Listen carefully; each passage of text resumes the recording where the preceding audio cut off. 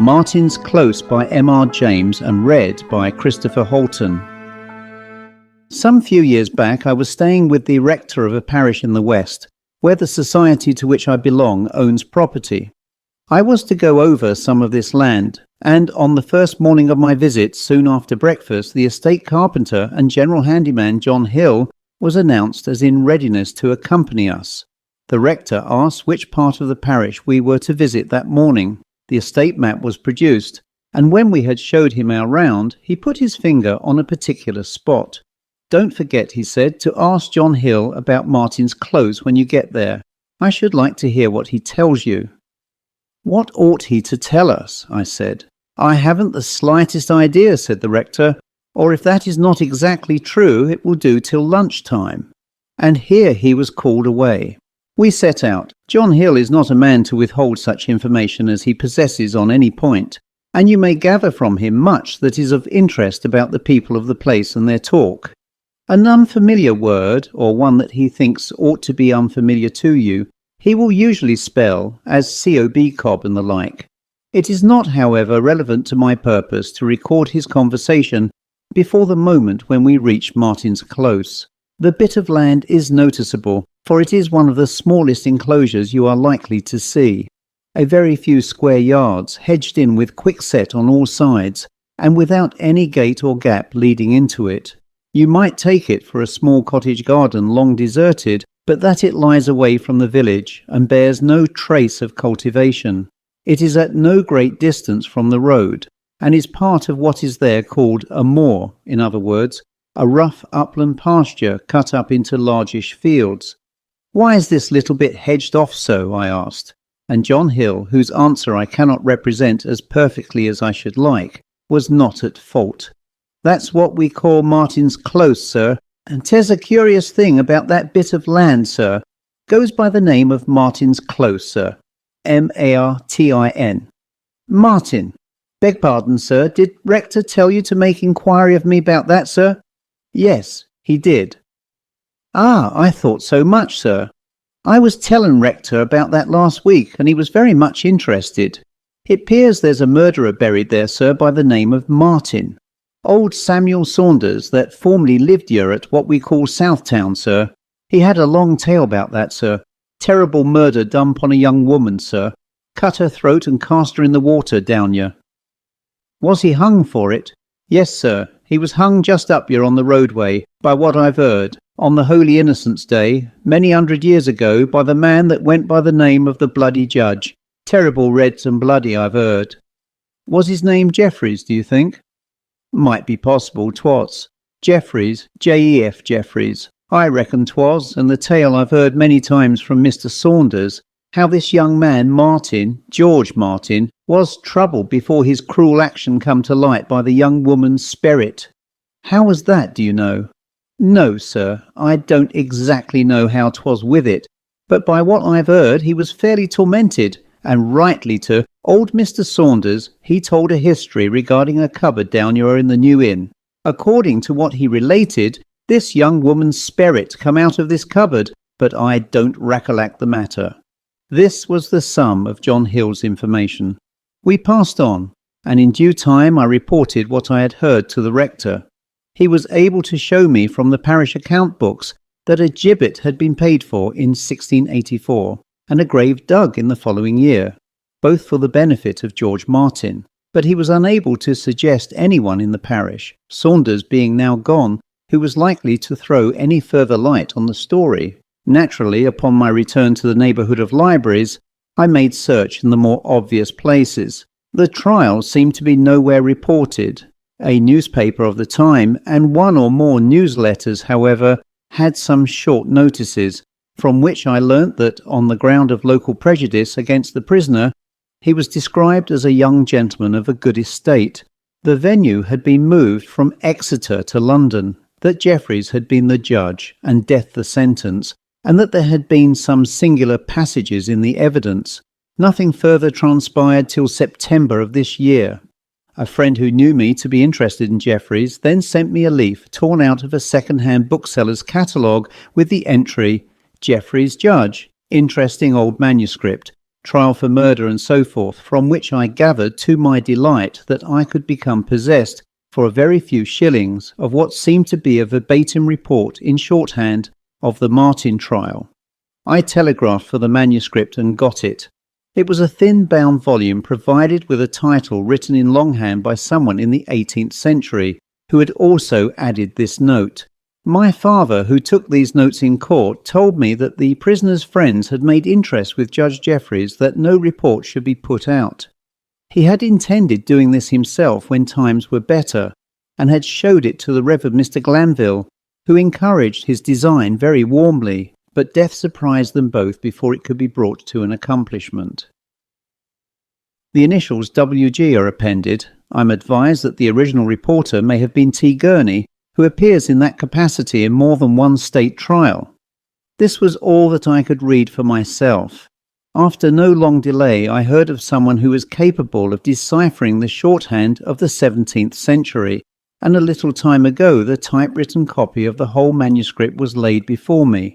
The portions which I shall communicate here help to fill in the very imperfect outline which subsists in the memories of John Hill, and I suppose one or two others who live on the scene of the events.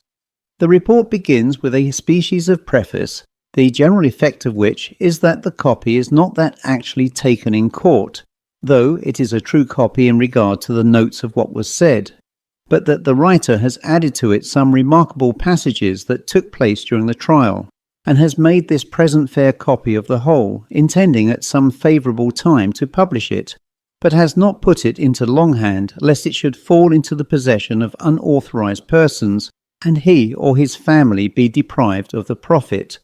The report then begins.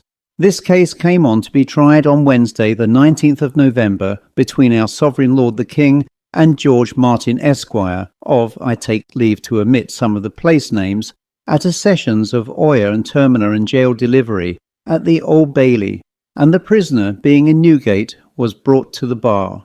Clerk of the Crown. George Martin, hold up thy hand, which he did.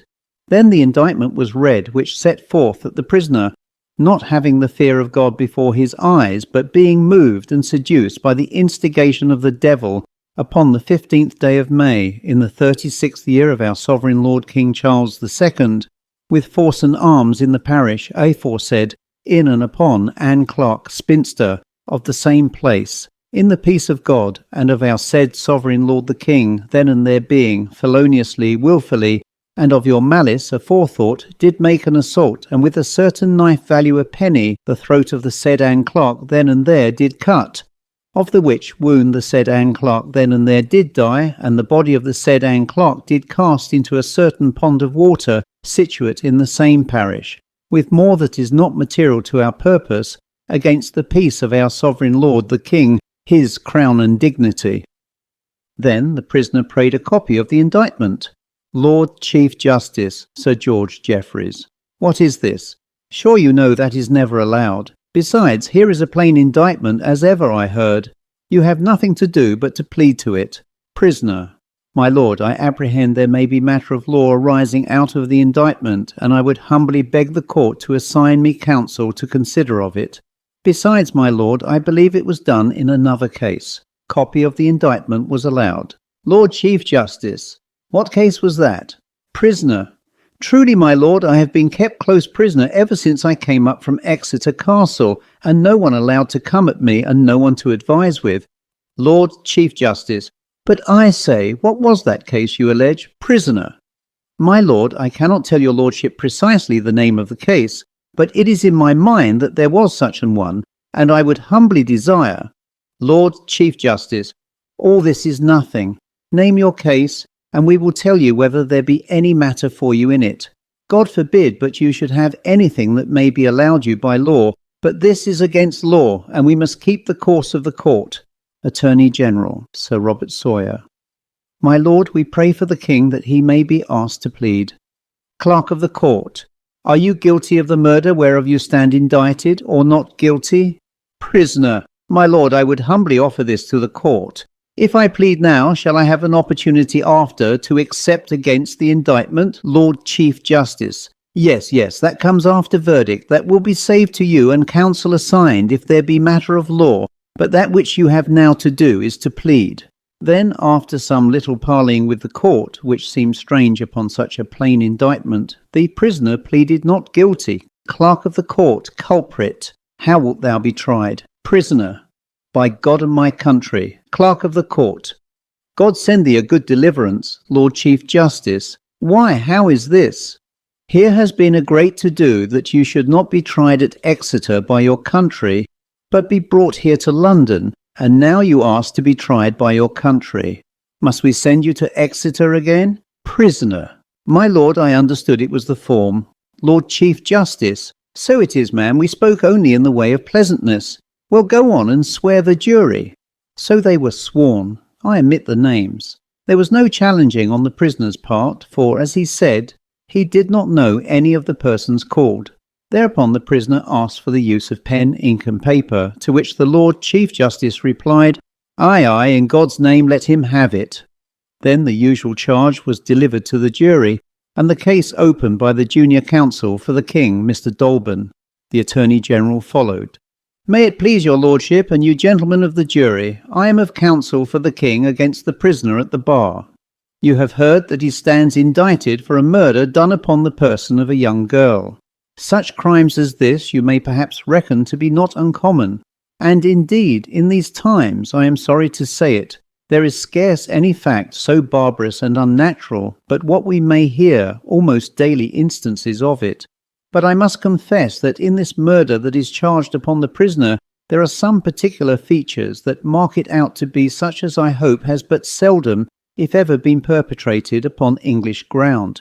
For as we shall make it appear, the person murdered was a poor country girl, whereas the prisoner is a gentleman of a proper estate, and besides that, was one to whom Providence had not given the full use of her intellects, but was what is termed among us commonly an innocent or natural, such an one, therefore, as one would have supposed a gentleman of the prisoner's quality more likely to overlook, or, if he did notice her, to be moved to compassion for her unhappy condition, than to lift up his hand against her in the very horrid and barbarous manner which we shall show you he used.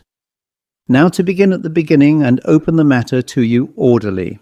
About Christmas of last year, that is the year 1683, this gentleman, Mr. Martin, having newly come back into his own country from the University of Cambridge, some of his neighbours, to show him what civility they could, for his family is one that stands in very good repute all over that country, entertained him here and there at their Christmas merrymakings, so that he was constantly riding to and fro from one house to another, and sometimes, when the place of his destination was distant, or for other reason, as the unsafeness of the roads, he would be constrained to lie the night at an inn.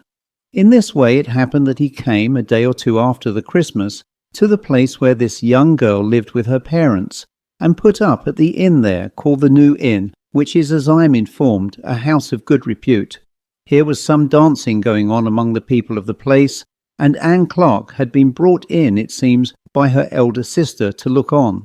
But being, as I have said, of weak understanding, and, besides that, very uncomely in her appearance, it was not likely she should take much part in the merriment, and accordingly was but standing by in a corner of the room.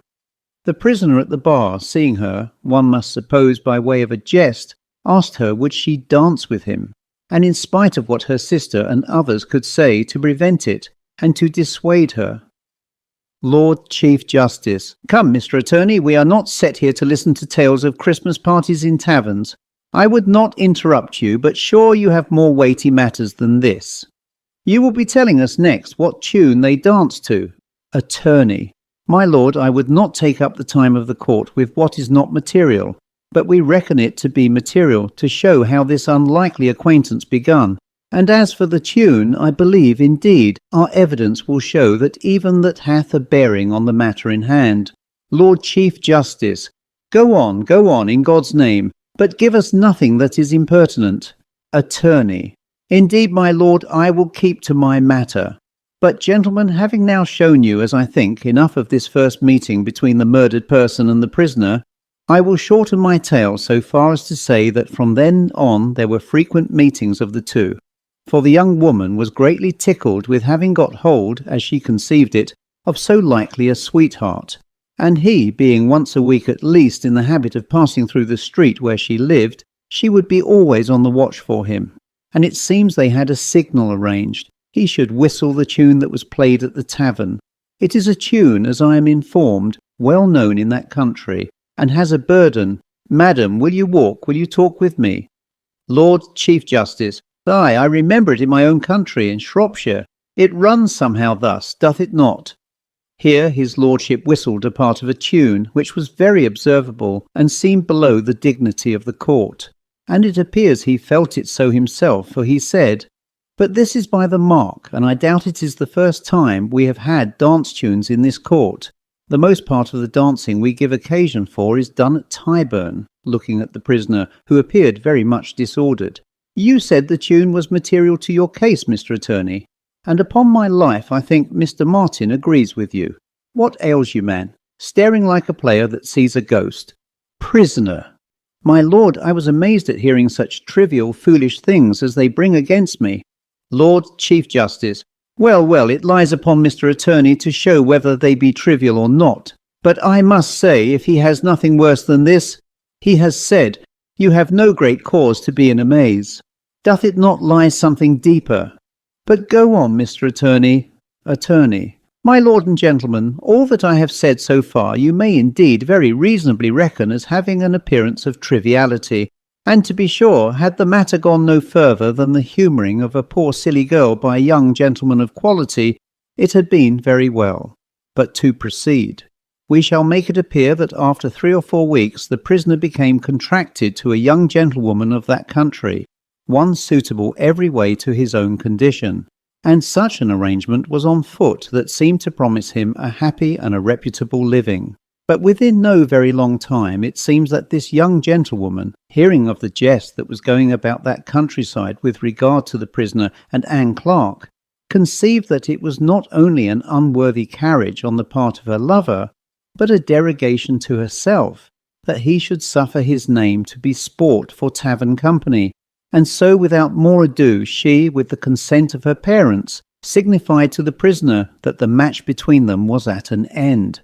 We shall show you that upon the receipt of this intelligence, the prisoner was greatly enraged against Anne Clark as being the cause of his misfortune, though indeed there was nobody answerable for it but himself, and that he made use of many outrageous expressions and threatenings against her, and subsequently upon meeting with her, both abused her and struck at her with his whip. But she, being but a poor innocent, could not be persuaded to desist from her attachment to him, but would often run after him, testifying with gestures and broken words the affection she had to him, until she was become, as he said, the very plague of his life.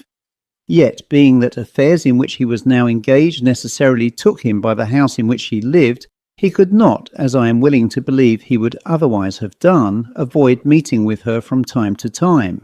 We shall further show you that this was the posture of things up to the 15th day of May in this present year. Upon that day the prisoner comes riding through the village, as of custom, and met with the young woman. But in place of passing her by, as he had lately done, he stopped, and said some words to her with which she appeared wonderfully pleased, and so left her. And after that day she was nowhere to be found, notwithstanding a strict search was made for her. The next time of the prisoner's passing through the place, her relations inquired of him whether he should know anything of her whereabouts, which he totally denied. They expressed to him their fears, lest her weak intellect should have been upset by the attention he had showed her, and so she might have committed some rash act against her own life, calling him to witness the same time how often they had beseeched him to desist from taking notice of her, as fearing trouble might come of it. But this too he easily laughed away. But in spite of this light behaviour, it was noticeable in him that about this time his carriage and demeanour changed, and it was said of him that he seemed a troubled man. And here I come to a passage to which I should not dare to ask your attention, but that it appears to me to be founded in truth, and is supported by testimony deserving of credit. And, gentlemen, to my judgment, it doth afford a great instance of God's revenge against murder, and that he will require the blood of the innocent. Here Mr. Attorney made a pause and shifted with his papers, and it was thought remarkable by me and others because he was a man not easily dashed. Lord Chief Justice: Well, Mr. Attorney, what is your instance? Attorney: My lord, it is a strange one, and the truth is that of all the cases I have been concerned in, I cannot call to mind the like of it. But to be short, gentlemen, we shall bring you testimony that Anne Clock was seen after this 15th of May, and that at such time as she was so seen, it was impossible she could have been a living person. Here the people made a hum and a good deal of laughter, and the court called for silence, and when it was made, Lord Chief Justice: Why, Mr. Attorney, you might save up this tale for a week. It will be Christmas by that time, and you can frighten your cookmaids with it. At which the people laughed again, and the prisoner also, as it seemed. God, man, what are you prating of? Ghosts and Christmas jigs and tavern company, and here is a man's life at stake. To the prisoner: And you, sir, I would have you know there is not so much occasion for you to make merry neither. You were not brought here for that, and if I know Mr. Attorney, he has more in his brief than he has shown yet. Go on, Mr. Attorney. I need not mayhap have spoken so sharply, but you must confess your course is something unusual. Attorney: Nobody knows it better than I, my lord, but I shall bring it to an end with a round turn.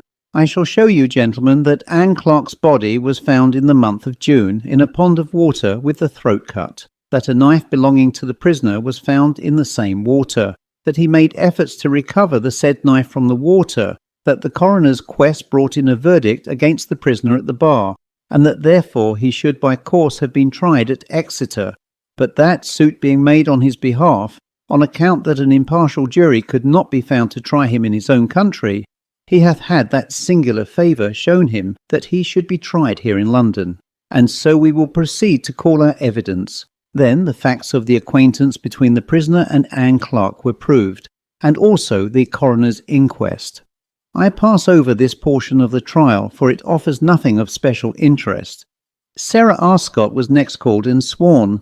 Attorney: What is your occupation? Sarah: I keep the New Inn at blank. Attorney: Do you know the prisoner at the bar? Sarah: Yes, he was often at our house since he come first at Christmas of last year. Attorney: Did you know Anne Clark? Sarah: Yes, very well. Attorney: Pray, what manner of person was she in her appearance? Sarah: She was a very short, thick-made woman. I do not know what else you would have me say. Attorney: Was she comely? Sarah: No, not by no manner of means. She was very uncomely, poor child. She had a great face and hanging chops and a very bad colour like a puddock. Lord Chief Justice: What is that, mistress? What say you she was like? Sarah: My lord, I ask pardon. I heard Squire Martin say she looked like a puddock in the face, and so she did. Lord Chief Justice: Did you that? Can you interpret her, Mr. Attorney? Attorney: My lord, I apprehend it is the country word for a toad. Lord Chief Justice: Oh, a hop-toad. Aye, go on. Attorney: Will you give an account to the jury of what passed between you and the prisoner at the bar in May last? Sarah: Sir, it was this. It was about 9 o'clock the evening after that Anne did not come home, and I was about my work in the house. There was no company there, only Thomas Snell, and it was foul weather. Esquire Martin came in and called for some drink, and I, by way of pleasantry, I said to him, Squire, have you been looking after your sweetheart? And he flew out at me in a passion, and desired I would not use such expressions. I was amazed at that, because we were accustomed to joke with him about her. Lord Chief Justice: Who? Her? Sarah: Anne Clark, my lord. And we had not heard the news of his being contracted to a young gentlewoman elsewhere, or I am sure I should have used better manners. So I said nothing, but being I was a little put out, I begun singing to myself, as it were, the song they danced to the first time they met, for I thought it would prick him. It was the same that he was used to sing when he came down the street. I have heard it very often. Madam, will you walk? Will you talk with me? And it fell out that I needed something that was in the kitchen. So I went out to get it, and all the time I went on singing, something louder and more bold-like. And as I was there, all of a sudden, I thought I heard someone answering outside the house, but I could not be sure because of the wind blowing so high. So then I stopped singing, and now I heard it plain, saying, Yes, sir, I will walk, I will talk with you. And I knew the voice for Anne Clark's voice. Attorney: How did you know it to be her voice? Sarah: It was impossible I could be mistaken. She had a dreadful voice, a kind of a squalling voice, in particular if she tried to sing, and there was nobody in the village that could counterfeit it, for they often tried. So hearing that, I was glad, because we were all in an anxiety to know what was gone with her, for though she was a natural, she had a good disposition and was very tractable. And says I to myself, What, child, are you returned then? And I ran into the front room and said to Squire Martin as I passed by, Squire, here is your sweetheart back again. Shall I call her in? And with that I went to open the door. But Squire Martin, he caught hold of me, and it seemed to me he was out of his wits or near upon. Hold, woman, says he, in God's name, and I know not what else. He was all of a shake. Then I was angry, and said I, What? Are you not glad that poor child is found? And I called to Thomas Snell, and said, If the squire will not let me, do you open the door and call her in? So Thomas Snell went and opened the door, and the wind setting that way blew in and overset the 2 candles. That was all we had lighted, and Esquire Martin fell away from holding me. I think he fell down on the floor, but we were wholly in the dark, and it was a minute or 2 before I got a light again, and while I was feeling for the firebox, I am not certain, but I heard someone step across the floor, and I am sure I heard the door of the great cupboard that stands in the room open and shut too. Then, when I had a light again, I see a Squire Martin on the settle, all white and sweaty as if he had swounded away, and his arms hanging down, and I was going to help him. But just then it caught my eye that there was something like a bit of a dress shut into the cupboard door, and it came to my mind I had heard that door shut, so I thought it might be some person had run in when the light was quenched and was hiding in the cupboard. So I went up closer and looked, and there was a bit of a black stuff cloak, and just below it an edge of a brown stuff dress, both sticking out of the shut of the door, and both of them was low down, as if the person that had them on might be crouched down inside. Attorney: What did you take it to be? Sarah: I took it to be a woman's dress. Attorney: Could you make any guess whom it belonged to? Did you know anyone who wore such a dress? Sarah: It was a common stuff, by what I could see. I have seen many women wearing such a stuff in our parish. Attorney: Was it like Anne Clark's dress? Sarah: She used to wear just such a dress, but I could not say on my oath it was hers. Attorney: Did you observe anything else about it? Sarah: I did notice that it looked very wet, but it was foul weather outside. Lord Chief Justice: Did you feel of it, mistress? Sarah: No, my lord, I did not like to touch it. Lord Chief Justice: Not like? Why that? Are you so nice that you scruple to feel of a wet dress? Sarah: Indeed, my lord, I cannot very well tell why. Only it had a nasty, ugly look about it. Lord Chief Justice: Well, go on. Sarah: Then I called again to Thomas Snell, and bid him come to me and catch anyone that come out when I should open the cupboard door. For, says I, there is someone hiding within, and I would know what she wants. And with that Squire Martin gave a sort of a cry or a shout, and ran out of the house into the dark, and I felt the cupboard door pushed out against me while I held it, and Thomas Snell helped me. But for all we pressed to keep it shut as hard as we could, it was forced out against us, and we had to fall back. Lord Chief Justice: And pray what came out? A mouse? Sarah: No, my lord, it was greater than a mouse, but I could not see what it was. It fleeted very swift over the floor and out at the door.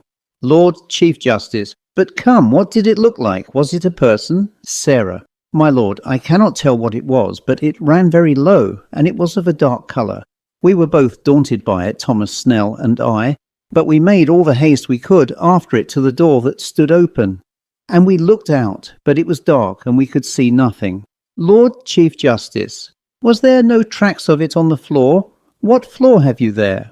Sarah: It is a flagged floor and sanded, my lord, and there was an appearance of a wet track on the floor, but we could make nothing of it, neither Thomas Snell nor me, and besides, as I said, it was a foul night. Lord Chief Justice: Well, for my part, I see not, though to be sure it is an odd tale she tells, what you would do with this evidence. Attorney: My lord, we bring it to show the suspicious carriage of the prisoner immediately after the disappearance of the murdered person, and we ask the jury's consideration of that, and also to the matter of the voice heard without the house. Then the prisoner asked some questions not very material, and Thomas Snell was next called, who gave evidence to the same effect as Mrs. Arscott, and added the following. Attorney: Did anything pass between you and the prisoner during the time Mrs. Arscott was out of the room? Thomas: I had a piece of twist in my pocket.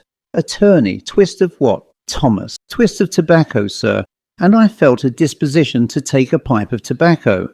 So I found a pipe on the chimney-piece, and being it was twist, and in regard of me having by an oversight left my knife at my house, and me not having over many teeth to pluck at it, as your lordship or anyone else may have a view by their own eyesight. Lord Chief Justice, what is the man talking about? Come to the matter, fellow. Do you think we sit here to look at your teeth? Thomas: No, my lord, nor I would not you should do, God forbid. I know your honours have better employment and better teeth, I would not wonder. Lord Chief Justice, good God, what a man is this! Yes, I have better teeth, and that you shall find if you keep not to the purpose. Thomas: I humbly ask pardon, my lord, but so it was.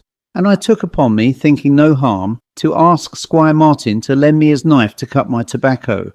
And he felt first of one pocket, and then of another, and it was not there at all.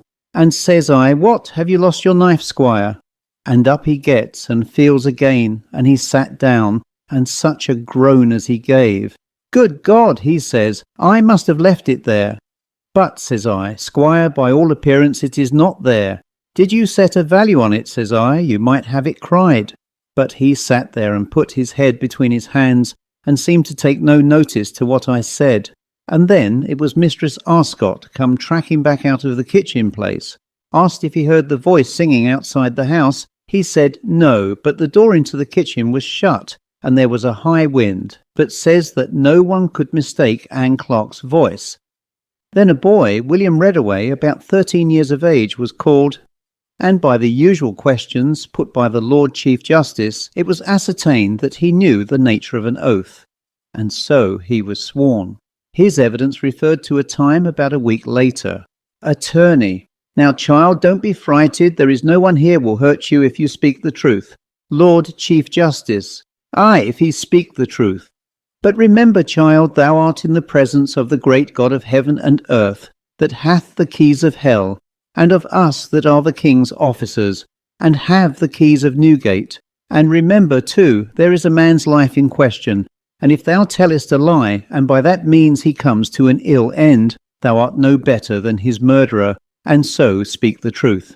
Attorney: Tell the jury what you know, and speak out. Where were you on the evening of the 23rd of May last? Lord Chief Justice: Why, what does such a boy as this know of days? Can you mark the day, boy? William: Yes, my lord, it was the day before our feast, and I was to spend sixpence there, and that falls a month before Midsummer Day. One of the jury: My lord, we cannot hear what he says. Lord Chief Justice: He says he remembers the day because it was the day before the feast they had there, and he had sixpence to lay out. Set him up on the table there. Well, child, and where wast thou then? William: Keeping cows on the moor, my lord. But the boy using the country speech, my lord could not well apprehend him, and so asked if there was anyone that could interpret him.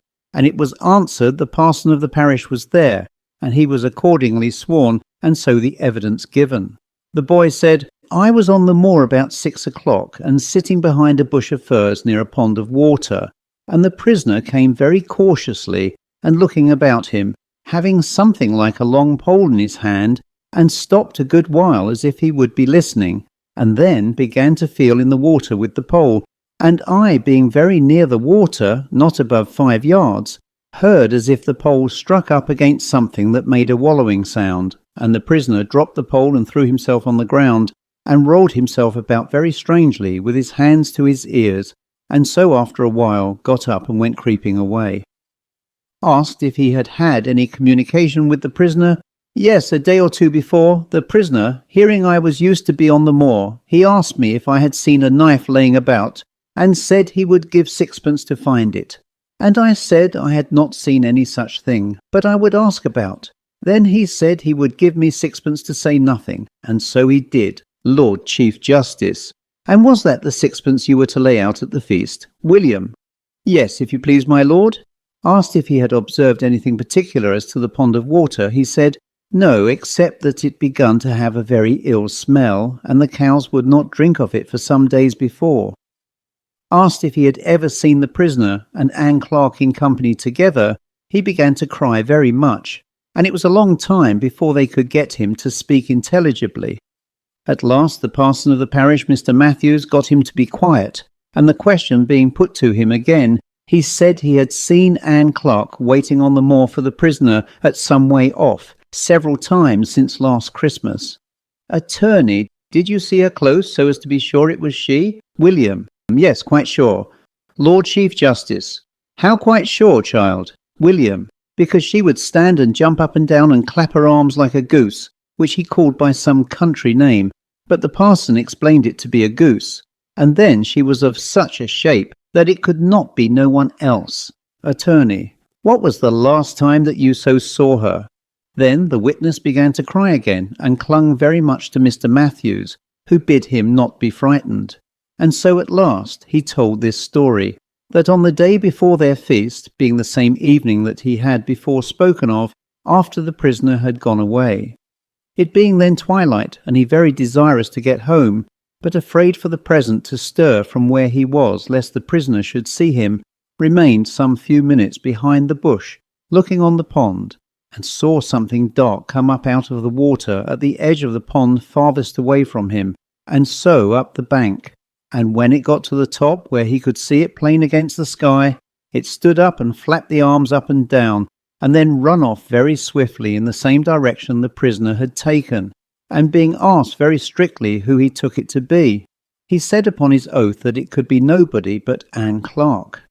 Thereafter his master was called, and gave evidence that the boy had come home very late that evening and been chided for it, and that he seemed very much amazed, but could give no account of the reason. Attorney. My lord, we have done with our evidence for the king. Then the Lord Chief Justice called upon the prisoner to make his defence, which he did, though at no great length, and in a very halting way, saying that he hoped the jury would not go about to take his life on the evidence of a parcel of country people and children that would believe any idle tale, and that he had been very much prejudiced in his trial.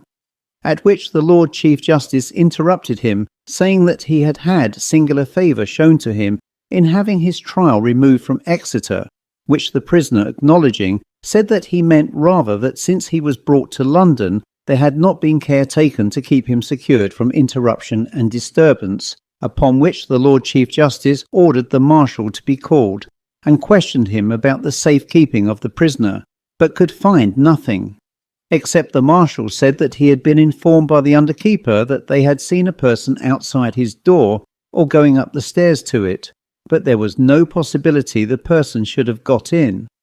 And it being inquired further what sort of person this might be, the marshal could not speak to it save by hearsay, which was not allowed. And the prisoner, being asked if this was what he meant, said no, he knew nothing of that, but it was very hard that a man should not be suffered to be at quiet when his life stood on it. But it was observed he was very hasty in his denial, and so he said no more and called no witnesses. Whereupon the Attorney General spoke to the jury. A full report of what he said is given, and if time allowed, I would extract that portion in which he dwells on the alleged appearance of the murdered person. He quotes some authorities of ancient date, as St. Augustine de Cura pro mortuis gerenda, a favourite book of reference with the old writers on the supernatural, and also cites some cases which may be seen in Glanvill's, but more conveniently in Mr. Lang's books. He does not, however, tell us more of those cases than is to be found in print. The Lord Chief Justice then summed up the evidence for the jury. His speech again contains nothing that I find worth copying out, but he was naturally impressed with the singular character of the evidence, saying that he had never heard such given in his experience, but that there was nothing in law to set it aside, and that the jury must consider whether they believed these witnesses or not. And the jury, after a very short consultation, brought the prisoner in, guilty. So he was asked whether he had anything to say in arrest of judgment, and pleaded that his name was spelt wrong in the indictment, being Martin with an I, whereas it should be with a Y. But this was overruled as not material, Mr. Attorney saying, moreover, that he could bring evidence to show that the prisoner, by times, wrote it as it was laid in the indictment.